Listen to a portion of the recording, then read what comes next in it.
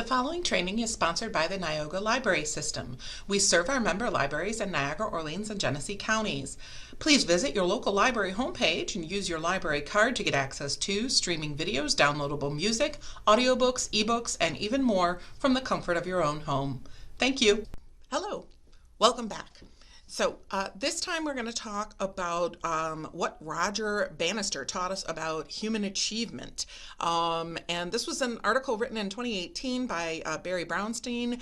And Roger Bannister actually ran the first sub 4-minute mile. I entreat you. Watch it for yourself. I'm going to have the link down in the description. You can also see the link here. Roger Bannister actually ran the first sub 4-minute mile, 3 minutes, 59.4 seconds. The video is amazing to watch. At any rate, Barry Brownstein, why am I talking about this? Why am I talking about this? Because Barry Brownstein talks about overcoming limitations. So let's jump into the article. When I was a young boy, one of my most cherished books was 100 Greatest Sports Heroes. The pages were filled with heroes' accomplishments, often having overcome great adversity. These sports heroes exhibited great resiliency. Today, I wonder what other mindset traits contributed to their success.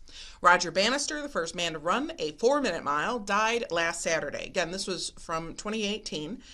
He was one of the 100 greatest, and I returned to his chapter many times. Bannister's mindset and strengths are legendary and can inspire us all. In Bannister's day, this is really important, this is interesting. In Bannister's day, for a human to run a mile in 4 minutes was thought to be impossible.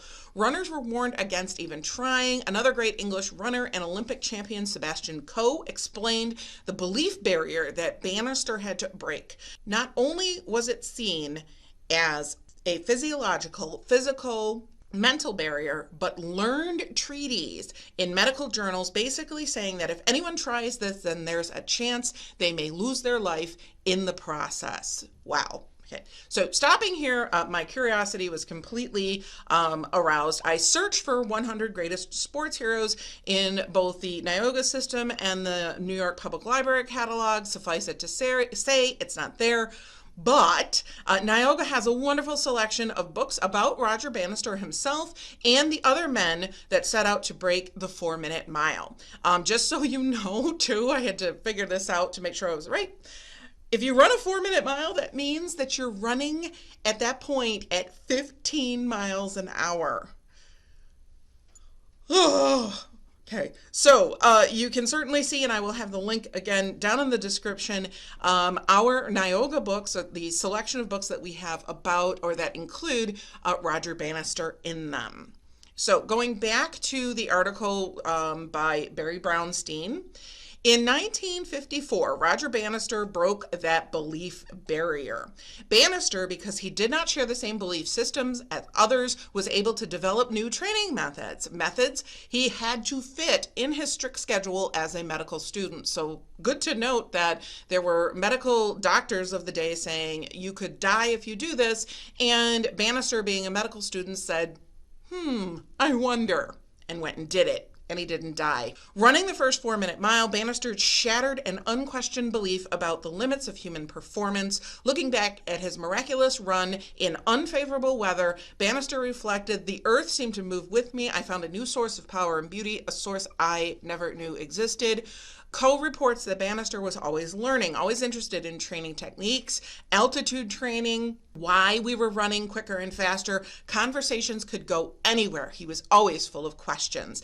In other words, Roger Bannister never went to seed. His life story is a lesson in self-renewal.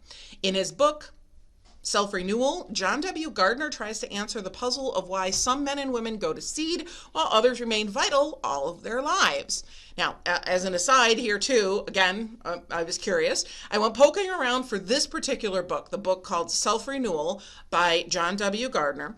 And it seems that neither we nor the NYPL have it as an electronic item, but the New York Public Library does indeed have the book, and there may be other libraries that have the book. So how can you get this? If you go to your library and you request, talk to the people at the desk, at the circulation desk, make a request, and it might take a little time, but we might be able to get that book for you. So if you're interested in the book Self-Renewal by John W. Gardner, go to your local library, talk to your clerks, your library staff members, your librarians there, and we might be able to get it for you. So let's go back to the article. Exploration of the full range of his own potentialities is not something that the self-renewing man leaves to the chances of life, Gardner explains. It is something he pursues systematically, or at least avidly, until the end of his days. To be sure, Gardner's standard for self-renewal is not that we become a champion like Roger Bannister. In a 1990 speech, Gardner made clear that self-renewal is for everybody, including people who failed to get to the top in achievement. Gardner continued, we can't all get to the top, and that isn't the point of life anyway. I'm talking about people who, no matter how busy they seem to be, have stopped learning or growing. Many of them are just going through the motions, and we want to not do that.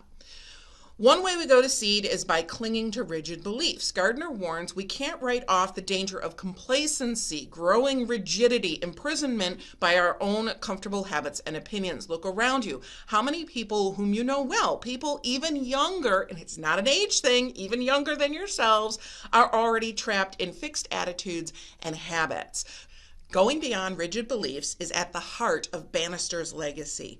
Chris Chavez, eulogizing Bannister in Sports Illustrated, said this: the first sub-4-minute mile remains one of the greatest achievements of the 20th century. It opened the floodgates to something people believed to be physiologically impossible and broke down the walls of what our minds believed could be accomplished.